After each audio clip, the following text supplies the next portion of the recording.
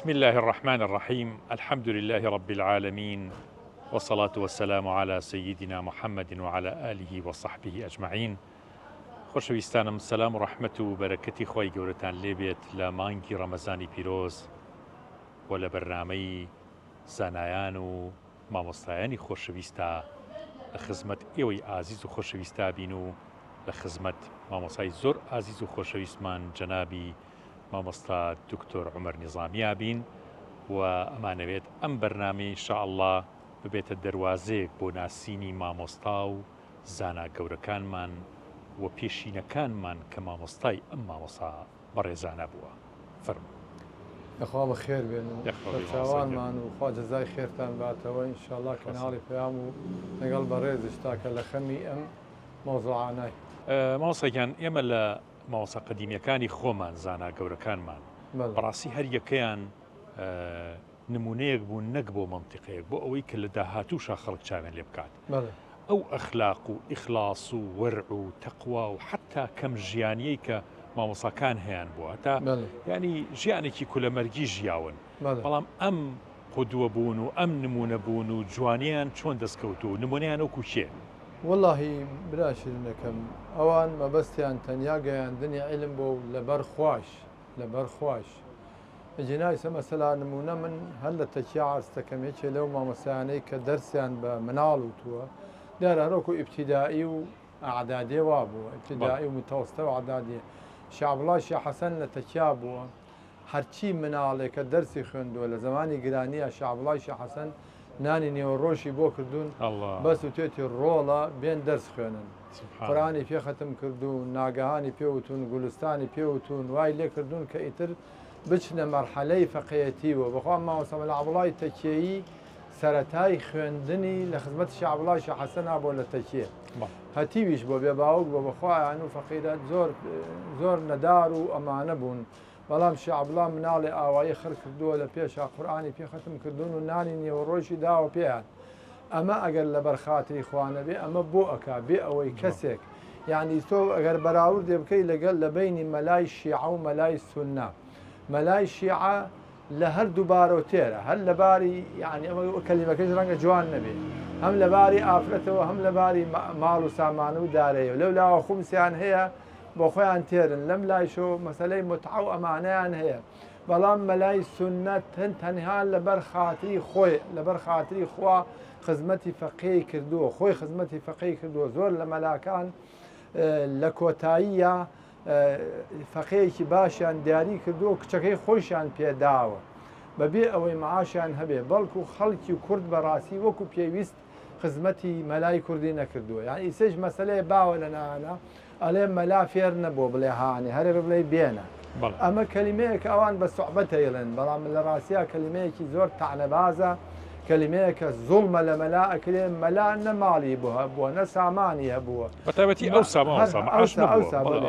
هەر ئەو عیلمەی هەبووە بە خۆڕایی لە شاییە، لە شیوەنا، لە مزگەوتا، لە دەرەوەی مزگەوتا بەخشوێتی بە خەڵک بەبێتەما کەچی خەڵکە پیان ئەڵێن وەڵام مەلا هەر فێر بۆ بڵێ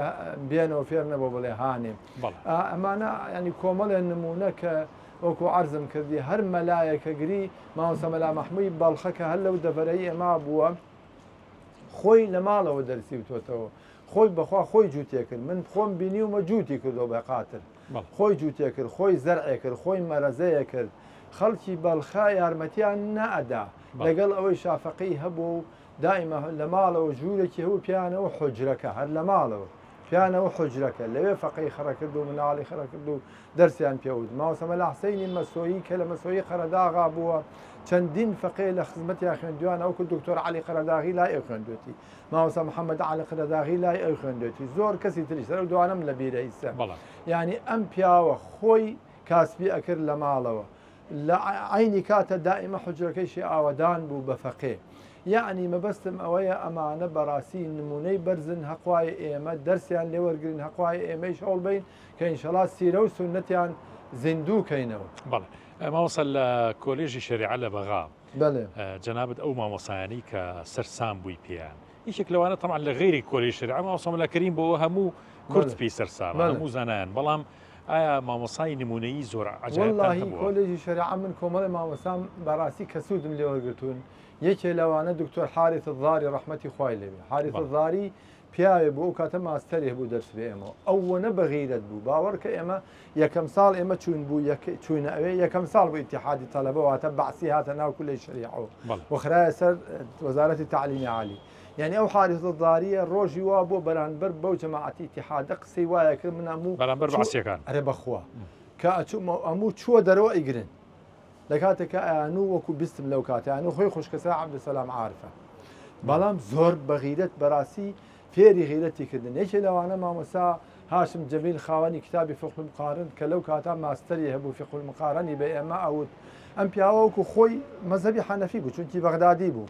بەڵام وەکتر بەراوردی ئەم مەزهەبانەیان نەکرد يعني هەرچی ئارای مەزاهب هەیە حتى خارجی چوار مەزهبەکەش مەزهبی شیعی هێنایی جعفەری لە پاشا ئەیوو ئەنا ئەڕەجح المذهب كرت أيوة مذهب الشافعي كرت أيوة مذهب الحنفي أيوة أنا أرجح المذهب الشافعي للأدلة التالية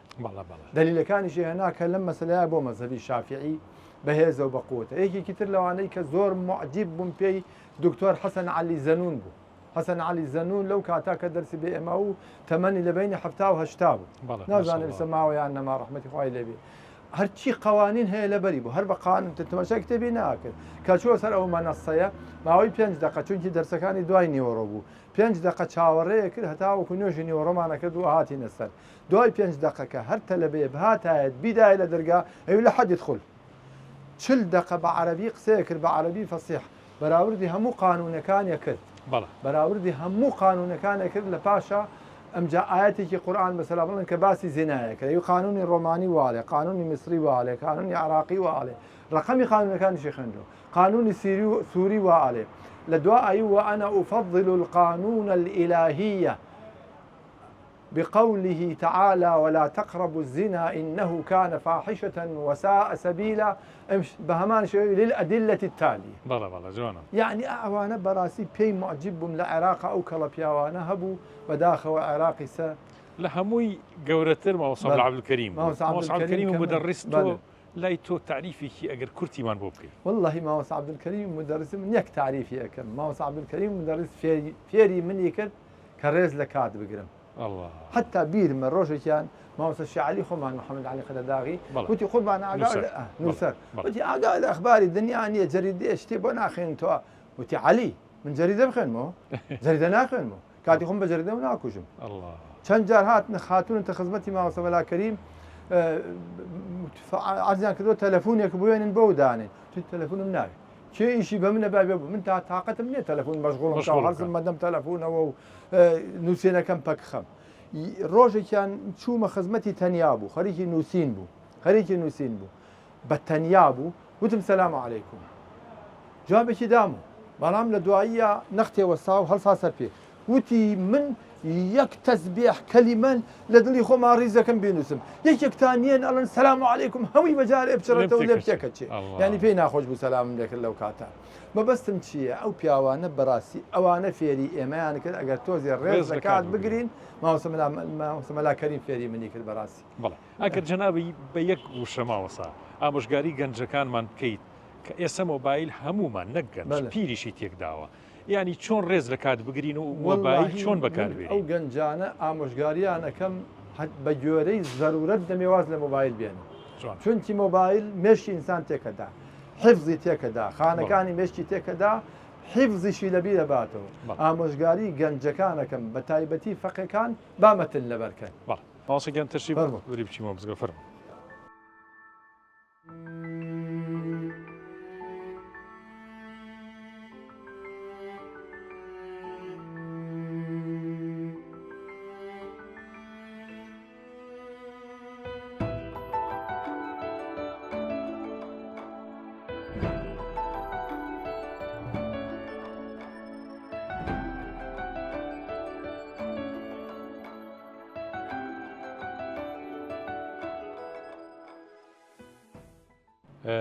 ئێمە لە خزمەت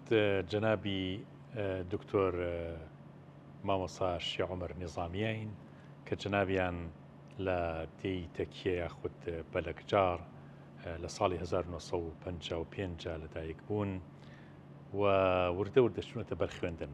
حەزەکەم بڵێم مامۆستاگیان یەکەم جار چۆن بوو چوونە حوجرە خوێندنی ئێوە لە حوجرەیەک سەردەسی پێکریا خود لە قوتابخانەی ڕسمیەوە دەسی پێکرد؟ بەنسبەت منەوە ساڵی 1961 مەکتەب کرابوویەوە لە تەکێ بزەبت نازانم کەی کراوەتەوە معلوم لە پەنجاکانە لە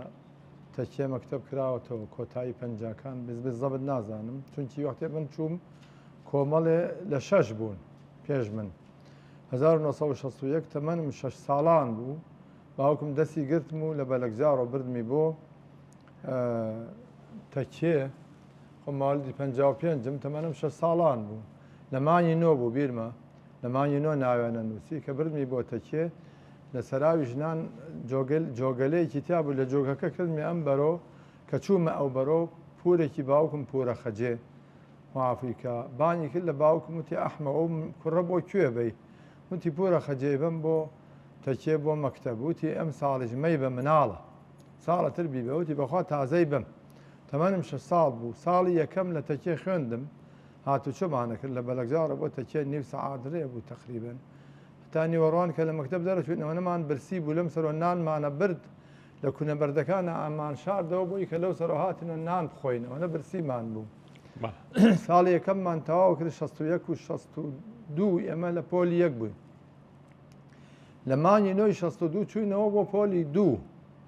کە چوینەوە بۆ پۆلی دوو بەتەما بوون کتێبمان بەسەرادا بەشکەن کتێبی پۆلی دوو هی پۆلەکانی تریش وەختێکم زانی پێشمەرگەیە مەکتەبەکەمان دوو دەرگایە هەبوو مەکتەبەکە مڵکی مامۆستا شێخ نووری شێخ بابە عەلی بابە گەورەم بوو باوکی دایکم بوو خوافیان کە دوو دەرگای هەبوو دەرگایە بەسەر کۆڵانە ڕئیسەکەەوە بوو دەرگای ڕئیسەکەی دەرگایە تری هەبوو لە کۆڵانی مزگەوتەکەەوە بەرامبەر دەرگای مزگەوتەکە بوو وەختێکم زانی لەوێەوە پێشمەرگەی خۆی کرد بە ژوورە بانی کرد لە کاک فەقێ محەممە و باوکی کە عەبدوڵڵا فەراشی مەکتەبەکەمان ئەو بوو سەش بیر مەخوافی کە کڵاوێکی سپی لە سەریا بوو وتی فەقێ محەممە و ئەو کتێبانم بۆ بێنە ئیتر نازانم کتێبەکان مەبەستی چی بوو دیارە مەبەستی دین و عەرەبی بوو لەو کاتە ئەو دوانەمان هەبوو کە عەرەبی بێ وەڵا کتێبەکانی پێهێنا دەرەوە لە حەوشەی مەکتەبەکە ئاگری تێبەردە ئیسەش قەت ئەو ئێشەم لەبێر ناچی کا فەقێ محەممە و خوافی بکە زۆر پێی ناخۆش بوو بەڵام نەیشتوانی قسە بکە ئیتر مەکتەبی تەکێ داخرا کە داخرا ئیتر منیشگەڕامەوە بەلەکجار و بەدەم شوانی و شوانی کار بووم و شوانی بزن بووم و هەتا 65 ما بزانم کۆتایی 64 کۆشک سووتێنرا حکومەت هاو سووتانی کە کۆش سووتێنرا هاتن بەرەو تەکێش بەس الحەمدولیلا نەگەیشتنە تەکێ جێیشی حکومەت سووتانی کۆشکی سووتان بینی تەکێ و کۆشک سەعاتی ڕێیە کەمتریشە نیو سەعات و شتێکە ئاوە بە هەرحاڵ ماڵ مامۆستا مەلا عەبدوڵڵا ئاوارە بووبوون لە کۆشک چوو بوون بۆ تەپەگەڕووز گەڕانەوە لە تەپەگەڕووز لەناو باخەکانی دەی بەردەیە لایەن دابوو ئیسراحەتێ بکەن پیاوەکانی دەی بەردەی خوار و لە خوار بەلەکجارەوە چوون بە دوایە هێنایەن بۆ بەردێ ماوسڵی مزگەوتی گەورەیە ماوسڵی تەکێ ماوسڵی تەکێ کە لە مزگەوتی گەورە ئەوە لە 1970 تا ئیسە ئیمامە تا ئیسە شەرماوە ئەو لە هێنایان بۆ بەردێ ئیتر کە ئەو هاتە بەردێ وابزانام دەوری مانی دەبوو پاییز بوو کە بەخوا ئەوەنە نەمایەوە خێرا دایکم دەستی گرتم دایکم زۆر ئاواتی بوو من خوێنم دەستی گرتم یەکەم مناڵ لە بەلەکجارەوە چوین بۆ خزمە مامۆستا مەلا عەبدوڵڵا بەندە بوو بۆ فەقێتی و بۆ فەقێتی دایکم خۆی بازێکی پێوت بووم دایکم قورئان خوێن بوو دەرسی قورئانیەوتەوە پورە خەجێش کە باسمان کرد ئەوی شەر دەرسی قورئانیەوتەوە حتا مامۆستا محەممەد عەلی قەرەداغی وەکو خۆی نووسیوێتی قورئانی لای پورە خەجێ ختم کردووە حتا چەند جار لە بەغاوە مامۆستا محەممەد عەلی قەراغی پارەی داوە بە من هێناومەتەوە بۆ پورە خەجێ لە بەلەکجار ئەی مامۆستام بووە بەخوا بێ وەفای لێ نەبڕم ماوسە ینی هاندەری یەکەمت بۆ هاندەری یەکەم دایکم بوو ئیتر کە ئەو ڕۆژە منی برد بە ڕۆژی دوو هەمووسێ هەما خەڵکێکی زۆری تریش هاتن لە بەردێش خەڵک هەبوو لە ئیسەش بیرمە ئەوانەی بەردێکە لەگەڵ مابوو محەممەی حاج شەحسەین هەروەها مەحموودی حاج محەممەی خۆمان پێمانە و کاسایی هەروەها حەسەنی شعبدڵا کە ئیمامی مزگەوت بوو لە دزکەرە هەروەها زۆرێکی تر ماوەسا ئەحمەد محەیدین ڕەشید ماوەسا عەبدوڵای ئامۆزان ماوەسا لی کۆبوونەوە لە عەبدوڵا جەلال ئیتر لە ماوەی زەرفی سامانێکە مەدرسەیەکی باش کە لە بەردێ پێکاوە الحەمدولله. يعني آياتك أفرمي وعسى أن تكرهوا شيئا وهو خير لكم أوربوني ما وصل العبد أبو بخير بويا أبو بخير بو تكيو بلقزار أو منطقة يا والله بله. حتى الشارع زورو ولا قمته خلقها بخزمه ما وصل العبد الله أنا والله بيرمي قمته دوانسياني هاتن ما مساء أنوار كان كسي كتل لقل يا أبو لكاني هناري قرداغه وما مساء بهادين وما مساء طاهر مو أماناتن ما مساء عتاي رحمتي خوالي اللي ما هم لدوري ما مساء قردبونه خوي قولت من دريجي كأساس ما وصل العبد ما وصل كان أوش يوناني كجنابة بو زانستي إسلامي كان يا أبو خوندني حجرة رويشتويت همتر كوليجي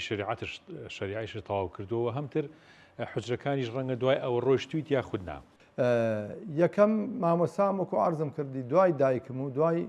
ماما جلال إمامي بلق جاربو لبيشاب باو قوري ما وصل نصر الدين عبد الله جلال أو لا يجناتي سورتي كرتم خين دواي أو دايك شمهر ورده خريق بو لقل ما لماله وبلام زور بقصي دايك ممناك من ألبومو دردي تريش مان هبو شواني وأمانة زور بقصي أو مناكر هلا سورة ورده كان أمام حتى ما مسامل عبد الله كوابو ما مساي أساسي من يكم ما مسامل عبد الله أبو أيش كبعض يشتي في خنمو زاني اشتكان مروانية جرام يوبو ألف بيه جرام يوبو ألف بيه بيوتمو خنجي بيوتمو لباشا قرآني بيوتمو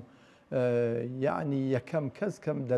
درس ملاخن دولة خزمتيا ما مسامل عبد الله سودكي زور قورم لي ورقتو چونكي أساسا كم أو داينا براسي قرآن مخن لخزمتيا جا إيمان وإسلام يقبالنا أحمدي عامل الجرجاني فتح القريب جيشت ما ونموذج تام مجرورات مخن بأكيدي يتر أو كاتب باسمان معهدي إسلامي كراوة الإسلاماني لماني نوي شصت حوتا دو صال تقريبا لخزمت ما وصل عبد الله ما مومن دواي معهد إسلامي شنو كوليجي شريعة ما وصل بقى وابو لمعهد إسلامي بلى من صالح حفتا من صار شصت حوت هات معهد إسلامي حزك بالمناسبة كوماري مع مساكاني معهد إسلامي باز كين هروا ما وصل قديميانا ما وصل قديميانا براسي معهد إسلامي هلبته خوي أمريكي وزارة أوقاف ودانرا وهم مشاركان كيك لو أنا معهد إسلامي الإسلاماني دانرا جنابي ما وصل خطيب شيخ محمد عمري قرداغي مديري بو أو ما مساني إسلاماني كوكردو إما كم زارو منزاني معهد إسلامي براسي اشتكى بود جاتي مزقوت كانوا فقيهاتو والله لواقعها معهد إسلامي هم فقيهتي بو وهم اشتكي فرمي ورسمي بو وأو كومالي كلمعهد إسلامي تخرجي كرد أتوانم بلم لصدى حفتاي أقر مبالغة منكرد به هموي بيجي ملاي باشي لدرسو وملاي باش يا مدرسي باشي لدرسو أو مدرسة مشهوراني كالإسلامانية دوريان بيني وخدمتي عربي هم خريجي معهد إسلامي أو ما مساني كما مسا خطيب كوي كردنا ولو كاتا أو إلى يادم ما بي أو كلا يادم ما بي ما مستعمل عبد الرحمن دار برولي عبد الرحمن محمد دار برولي كمشهور بو ومل عبد الرحمن كول ما مستعمل عبد الله شروستاني ما مستعمل حسيني دشتيوي كلمزقوتي في لمقروب ما مستعمل سي جلال نايب باوكي بيرنا ما كلمزقوتي قابشاني لاي مزقوتي قوربو ما مستعمل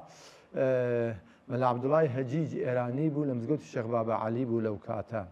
عرضي تو كم ما وصل لا سعي زمناكم ما وصل الشيخ سعيد يتريش معنا هبو ما وصل بو شيء أما وصل قديمياني سبرين جنابتان من جناب واكشن بيستو برحمة بالله ما وصل قديم كاني خومان زور سرسام بون بما وصل كان يعني براسي قدوة بون بويان حتى من باوكم جناب باوكم يفرمو ما وصل إلى صالحي جال ناو هرشي أخلاقي إسلامي هي من لو بياو فيربو برحمة به وبس أوي قدويك عجيبون أو ما مصانا أو ما وصل قديميانا بو إيه وسرسام بون بيان والله سرسام كم الإخلاص يعني رني أدايو مخلص بون مثلا يسمن حد لو ما وساني کۆنا مامۆستا مەلا حسێنی دەشتەویت عەرزەکەم کەیکە دەرسی تەفسیری بێ ئێمە مامۆستا مەلا حسێنی دەشتەوی ئەوەنە مخلیص بوو ئەوەنە واریع بوو کە ئەهاو بۆ معهد لە هاوینیشە جامانەیەکێدا بەسەر ئەم لاولای چاوی گرت بوو جامانەیە بەسەرەوە بوو بەسەر مێزەرەکەیشی و ئەم لاولای چاوی گرت بوو لە دوای یا بیرم کردەوە ئەمە بۆ ئەوە بۆ کە چای بە ڕاست و چەپ نەکەوێت چونکە ئەوش ئەوم بیستووە لە پێشەنانی بۆ ئیبن قەرەداغی لە مزگەوتی خانەقا بووە ماڵەکەی لەو کۆڵان تەنگا بوو کە بەرامبەر دەرگای ڕئیسی خانەقایە تقریبا هەمووی کیلۆمەترێ نابێنەوەڵ هەر 500 مەتر ئەگەر ببێ کەمتریش بێ ئەلەن عباکەی یاوە بەسەر بۆی ڕاست و چەپ نبینێ لەو بینە ئافرەت نبینێ یان ئەم ئیخلاسەی ئەوان بەڕاستی ئەمجا مامۆستا مەلا عەبدوڕەحمانی کۆڵ ئەوەی کە ئەیزانی یەکێک لە مامۆستاکان من ئەوەی کە ئەیزانی هەزێکرد بە یەک ڕۆژ هەمووی بکا بە قوڕگی فەقەیەکە ئەو ئیخلاسە ئەمجا ئەوە نەزانا بوو من دوای ئەوەش کە لە مەعاد دەرچووم کە لێرەش بووم بە مەلا دوای گەڕانەوەشم لە بەغا هەموو ڕۆژێ ناڵێم هەموو هەفتەیە دوو جارشمە خزمەتی مامۆستا مەلا ڕەحمانی کۆڵ دەرس بخوێن کە ئالە و کاتا زیاتر بۆم دەرکەوت چونکی وعی و فەهمم پیا کردبوو کە مەسەلەیەکی فقهی ئەهاو بۆ لای بانیە کرد بە منێ و لە دوا بۆم دەرکەوت بۆچی بە منێ و ئەیوو عومەر تۆحفەکەم بۆ داگرە بەڵکی حەوت دامەگرت ئەیوو لاپەڕەسیە سەو بکەرەوە دەستی ڕاستی لە لاسەرەوە بۆم خوێنەرەوە لاپەڕەسیە سەو بۆ نمونە دەستی ڕاست لە لاسەرەوە بۆم خوێنەرەوە ئەو تۆحفەی بە منە خوێندەوە یا تەفسیری بەیزایی بە منە خوێندەوە ئەمە یەکەم خۆی عیبارەتەکەی بێکەوتەوە دوو هەم منی پێ ئیمتیحان نەکرد چونکی مەلا کە عیبارەتی تۆحفەی خوێندەوە غەڵەتەکانیشی بەڕاستەکردن وەڵاینی کاتە بەوە مامۆستا بۆی دەرەکەو کە تۆ عەرەبی زانی یا عەرەبی زاننی یعنی ئەم علمەی مامۆستا مەلا ڕەحمان کە لەو کاتا لە تەمەنی 70 بوو با بڵێن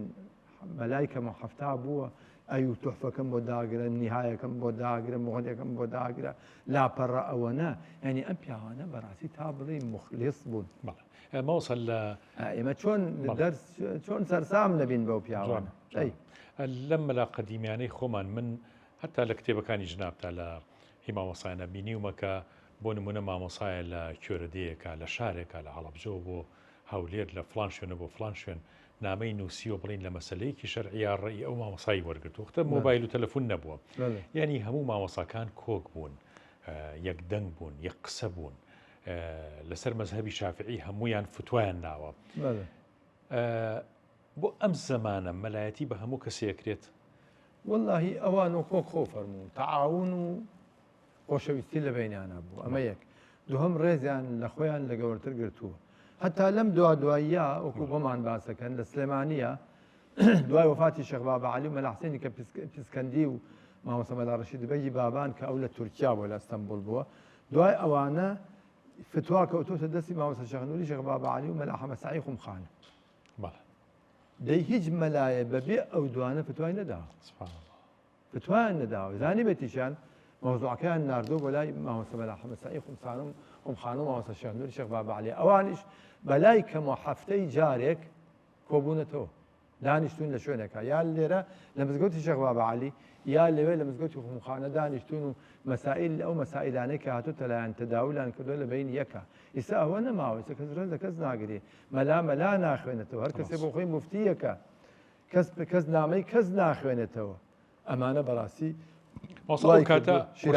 قورسایی فتووە و شەرعیش هەبوو لای خەڵک ئەرێوەڵا خەڵک زۆر بەلایە مهم بۆ قورسایی فتووە لە منتقەی گەرمیان و قەنەداخە هیچ کەسێ بەبێ مامۆستا شێخ مستەفای شێخ نەجیب فتوای نەداوە لە کفری و نامەیان بۆ ناردووە ئەمانە بەڕاستی احترامە مامۆستاگەن ئامۆژگاری ژنابتان بۆ گەنجانی یاسەمان بە تایبەتی بۆ خوێندکاران و فەقێ و ئەوانی زانستخواسی